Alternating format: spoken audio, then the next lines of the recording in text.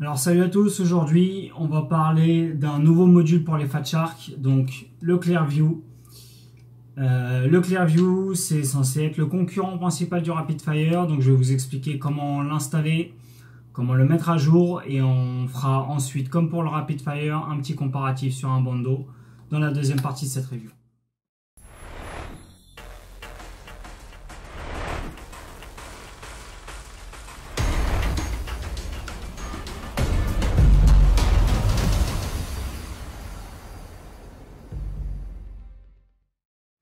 Alors le Clearview, quand vous le commandez, vous le recevrez. Donc s'il a été précommandé, il sera reçu avec un câble de mise à jour et donc le petit module forcément avec deux câbles, deux nappes exactement, et la petite carte auxiliaire d'alimentation comme pour le RapidFire, qui permet donc de donner un peu plus de puissance au VRX qui en nécessite davantage que certains autres modules comme le TrueD ou la Shield. Donc c'est pas un premier unboxing, MaxFPV Racer l'a déjà déballé et essayé, donc je le remercie encore d'ailleurs pour ce prêt. Je vous invite d'ailleurs à aller voir sa page Instagram que je vais mettre dans la description et à le suivre. Il met du contenu régulièrement et c'est un gars bien sympa, d'ailleurs très sympa de nous l'avoir prêté pour qu'on puisse l'essayer du moins. Alors le Clearview, il se présente exactement comme le RapidFire, c'est-à-dire que vous avez le module d'un côté, la carte de l'autre, que je vais vous montrer à l'instant comment on l'installe. Donc vous voyez, vous avez par contre un ventilateur qui permet de refroidir le VRX, qui est directement dans la baie du récepteur.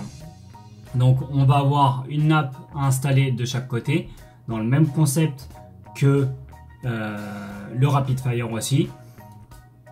Et la petite carte qui est avec celle-ci, donc, qui sera à mettre pareil côté head tracker donc de nos Fat Shark. Alors tout d'abord, selon le type de lunettes que vous avez, donc que ce soit des HDO ou alors des HD3, des HD2, des HD1, etc. De la même façon que pour le RapidFire. Vous avez besoin donc de faire un petit switch qui se trouve ici, exactement. Donc sur d'un côté ou de l'autre, qui dépendra donc de vos types de lunettes. Ensuite, la nappe, vous avez un côté qui est légèrement plié. Donc ce côté-là, il va côté VRX, celui-ci, et l'autre, le côté nappe plat, ira donc du côté de la carte d'alimentation auxiliaire. Pour l'installer, c'est le même principe que le RapidFire. Vous avez une sorte de petit levier là à monter. Alors ensuite, une fois qu'on l'a installé, ça doit ressembler à ça. Vous voyez que la carte auxiliaire, elle a deux emplacements.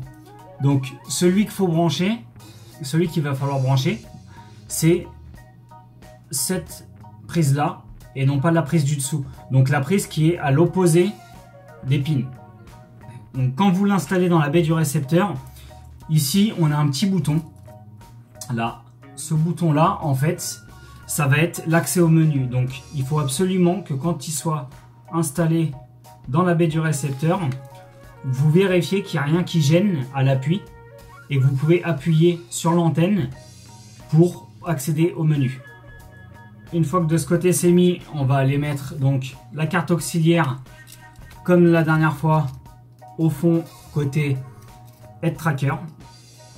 Alors une fois qu'il est installé, maintenant donc j'ai refermé les baies pour voir si ça rentre correctement. C'était pas nécessaire parce que je vais vous montrer donc comment le mettre à jour. Donc pour le mettre à jour, c'est une manip qui est différente de nos autres récepteurs où on est habitué à avoir un USB. Donc là c'est un peu plus galère, je dirais. Maintenant voilà, Clearview vous le met à jour avant de l'envoyer. Donc celui-ci est déjà à jour. Je vais seulement vous montrer la manipulation sur l'ordinateur et comment procéder avec ce câble USB qui est fourni. Enfin, ce câble USB d'un côté et avec 3 pins de l'autre. Alors en fait, la manip est assez simple dans le sens où il y a un détrompeur, mais il y a quelques prérequis quand même. Il faut absolument que le pin derrière votre précepteur soit coupé à cet endroit-là. Donc moi, c'était bien le cas pour ce récepteur-là. Comme je vous dis, il a déjà été mis à jour par Clearview avant l'envoi. Mais si vous avez à le mettre à jour, vous devez donc faire attention à ça. Il y a une flèche ici qui vous dit comment le brancher.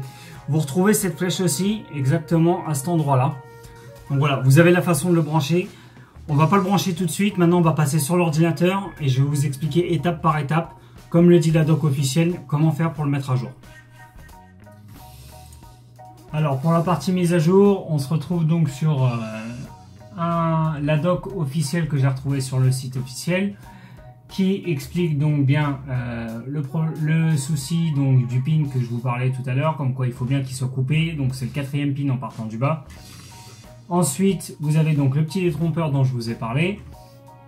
Donc il va falloir télécharger les drivers du dongle. Donc le dongle, c'est le petit câble USB qui est fourni avec l'embout bleu.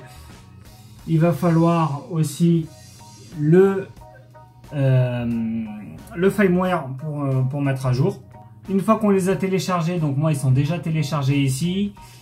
Ce qu'il faut faire donc, c'est lancer le firmware. Donc là il nous dit comme quoi il n'est pas connecté. Donc une fois que vous avez branché le dongle et qu'il est bien reconnu, vous avez bien entendu le petit bruit de Windows qui vous dit qu'il a bien détecté le câble, vous pouvez donc le brancher à votre récepteur et ensuite l'alimenter avec l'alimentation des lunettes. Donc tout simplement allumez vos lunettes, branchez vos lunettes. Là il me le détecte. On vérifie bien que ce soit une version 0013 qui correspond donc au Clearview pour Fat Shark. Moi il est déjà en 1.10, donc qui est déjà la dernière version. Donc je vais juste vous montrer la manip. Donc on fait exécuter avec le produit détecté, chercher une mise à jour. Donc là la 1.10 c'est bien la dernière forcément. Donc je clique dessus et là on fait enregistrer le lien sous. Donc vous voyez c'est un point PSU. On vérifie bien qu'il nous l'enregistre bien en point PSU. Autrement, donc vous l'enregistrez où vous le souhaitez de façon à le retrouver. Une fois que vous l'avez enregistré, on se retrouve donc de nouveau sur l'updater.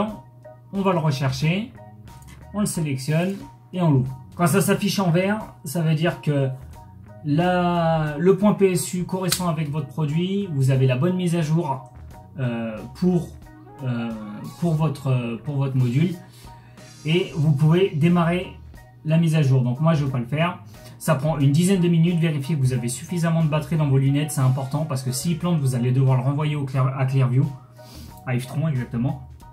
Donc ce que je ne vous souhaite pas du tout. Donc une fois que ce sera terminé, vous aurez un petit message en bas qui vous dira comme quoi la mise à jour est terminée, que vous pouvez déconnecter le matériel sans souci et sans risque.